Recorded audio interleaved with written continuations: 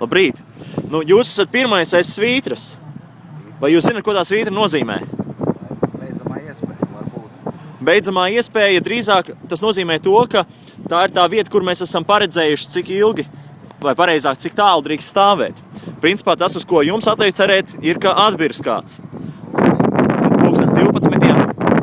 Kā jums liekas, jums būtu šobrīd 59. kārtas numurs. Kāds izredzes tikt pie pilnas bākas? Kaut kāds ir pie pilnas diez vai, bet jau varētu skatoties, cik varētu. Kaut ko iepilinās. Kāds ir prognozes, cik cilvēki varētu atbirt? Ne vairāk. Būs kāds mirklis, kad izlems, nu pietiek, jābrauc prom?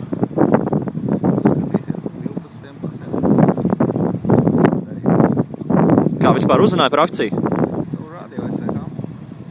Un par ādažiem? Tas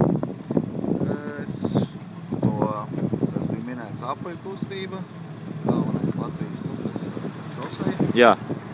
Un to video noskatījos, es nezinu. Vietējais esat? Nē, es nezinu. Bet nu atpazināt, jā?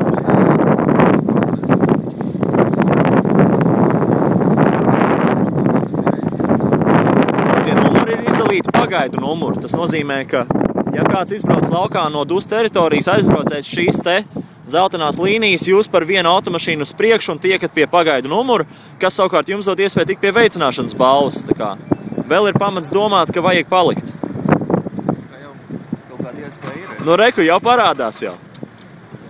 Ka nebūs jāstam beigās. Nu, stumt nav aizliegts. Tomēr izdevās. Vēl veiksmi!